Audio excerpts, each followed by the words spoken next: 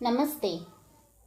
आज हम कक्षा 7 से एक हास्य कथा अनोखा हॉर्न पढ़ेंगे, जिसकी लेखिका श्रीमती इरा सक्सेना जी है। अनोखा हॉर्न इस कथा में कुछ ऐसे हादसों का वर्णन किया गया है जो है तो हास्यपद, पर परिस्थितिवश कुछ ऐसा होता है कि उन हास्यपद घटनाओं का भी दूसरों को फायदा हो जाता है। यदि आपके साथ भी कभी ऐसी हास्यपद घटना हुई हो तो कमेंट बॉक्स में जाकर जरूर बताएं। तो लीजिए प्रारंभ करते हैं। अनोखा हॉर्न कहानी में मुख्यतया 4 किरदारों ने अहम भूमिका निभाई है। गौरव संजू जो कि भाई है, उनकी माता जी और उनके मामा जी। तो कहानी की शुरुआत कुछ इस प्रकार होती है। अरे गौरव संजू, खाना लग गया है, अपने मामा जी को बुला लाओ। अम्मा का दनदनाता हुआ आदेश घर की दीवारों से टकराकर गौरव को झंझोड़ गया। दोनों भाई मां के हुक्म का पालन करने नीचे चल दिए। अभी वे आखिरी सीढ़ी पर ही थे कि का लगातार होता कर्कश सुनाई दिया। उफ, क्या स्वर था, जैसे मल्ल युद्ध की घोषणा का नाद फूटे टीन के नगाड़े पर किया जा रहा हो, मानो हाथी की चिंगाड़ और शियार की पुकार का मिश्रित कलरव किसी जंग लगे भोपू से होकर गुजर रहा हो। उंगली से कानों को खुजाते हुए गौरव बोला, लगता है मामा जी ने कार का हॉर्न ठीक कर लिया है। बाहर जाकर देखा कि मामा जी का कार का बोनट खोले इस घोर निनाद से बेखबर कार के इंजन को देख रहे थे। पास खड़ी पड़ोसी की पालतू लूसी मामा जी की ओर भय मिश्रित अचंभित दृष्टि से देख रही थी। 2 राहगीर मुंह खोले उसी ओर देख रहे थे और प्रेस वाला हरिया कपड़े समेटता हुआ मुंह ही मुंह में कुछ बुदबुदा रहा था। अवश्य ही हॉर्न की आवाज से चौंक कर उसके हाथ से कपड़े नीचे गिर गए होंगे। मामा जी, खाना। संजू ने आवाज लगाई। सुनते ही मामा जी मुड़े और बोले, ठीक हो गया। उनके काले ग्रीस के धब्बों से सुसज्जित गोरे मुख पर सफलता की स्मित बिखर गई। पुष्ट कंधे घमंड से और सीधे हो गए। प्रसन्नता से उनकी सुडौल कद काठी और भी अधिक प्रतिष्ठित दिख रही थी। वाह मामा जी वाह, क्या हॉर्न है। संजू ने दमदार तारीफ की। मामा जी का चेहरा और भी खिल उठा। उत्तेजित होकर बोले, अभी अंदर से हॉर्न बजाकर फिर सुनाता हूँ। गौरव ने लपक कर उन्हें रोका। कहीं कोई सुनकर नकल ना कर ले, यह तो सारी दुनिया में बस एक ही है। मामा जी गदगद हो गए, पर अम्मा ने एक ही वाक्य में कहा, खाना ठंडा हो रहा है। सबको चुप करा दिया। चुपचाप तीनों अम्मा के पीछे भीतर चल दिए। अभी मामा जी ने निवाला मुंह की ओर बढ़ाया ही था कि अम्मा ने पूछा, ये क्या सारा दिन इस खटारे से उलझे रहते हो सुरु? हूँ जी जी, स्वाद खराब कर दिया नाम लेकर। और यह खटारा नहीं, मेरी पारो है।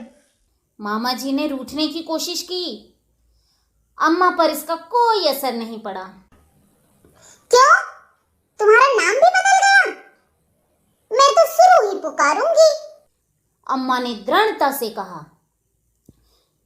मामा जी ने मुंह बिगाड़ कर कहा, फिर वही जीजी, स्यूरेन बुलाओ। 21वीं सदी की ओर बढ़ता प्रगतिशील नाम, या फिर अपने समय के हिसाब से सुरेन ही कहो।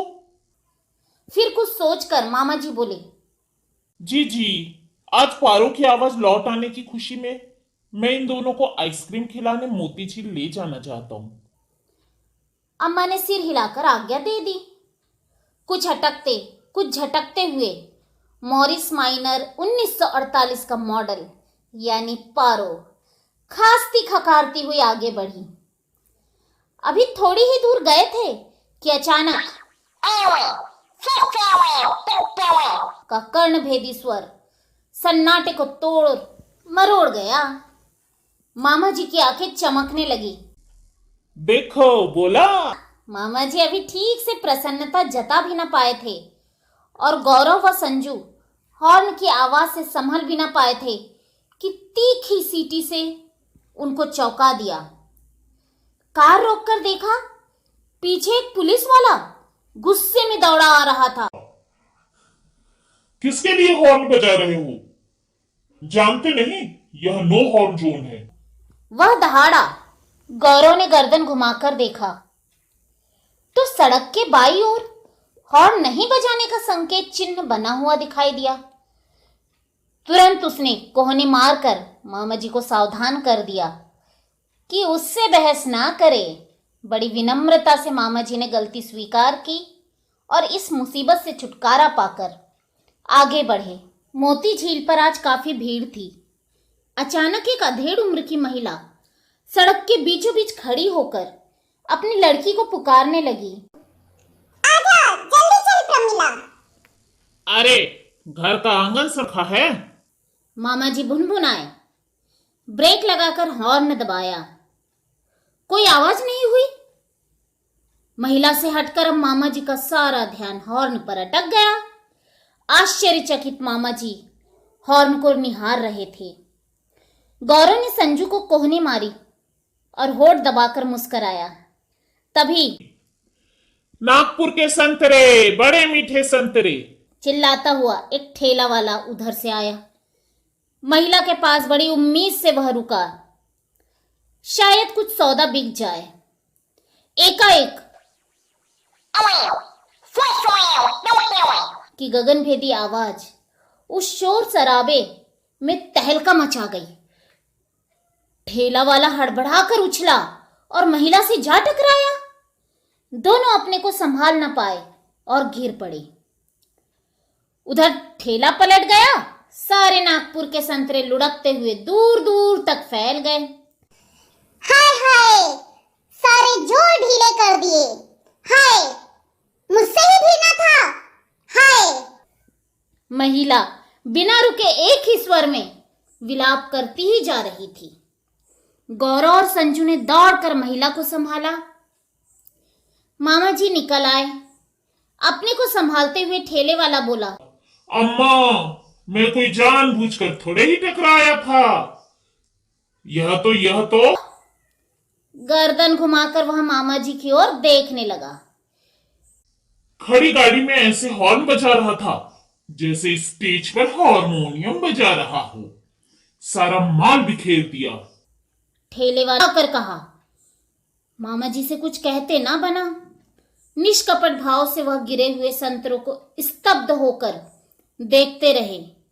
मामा जी सिर झुकाकर संतरे उठाने लगे तो ठेले वाला गरजा, रहने दो बाबूजी, ऐसा हॉर्न लिए फिरते हो जैसे इंद्र नगाड़ा। किसी और ने ठेले वाले की बात पूरी की। देखते ही देखते वहां भीड़ जमा होने लगी। कोई कहता कान फोड़ भोपू और कोई कहता हड़प्पा की खुदाई में मिला फूटा हुआ बाजा। हॉर्न के लिए एक से एक बढ़कर विशेषण जमा होते गए। किसी तरह जान बचाकर बिना आइसक्रीम खाए तीनों घर लौट आए। सर्दियों की रात में सन्नाटा और भी गहन होता गया। पत्ता तक नहीं हिल रहा था। अचानक अ फा पापा के लगातार निकलते स्वर ने अंधकार और सन्नाटे को भंग कर दिया। हॉर्न जो बजना शुरू हुआ तो उसकी कड़कड़ाती आवाज थमने में ही नहीं आ रही थी। गौरव ने खिड़की से झांका। बारी बारी से मकानों की बत्तियां जलने लगी। फा फा पा हॉर्न बजे जा रहा था।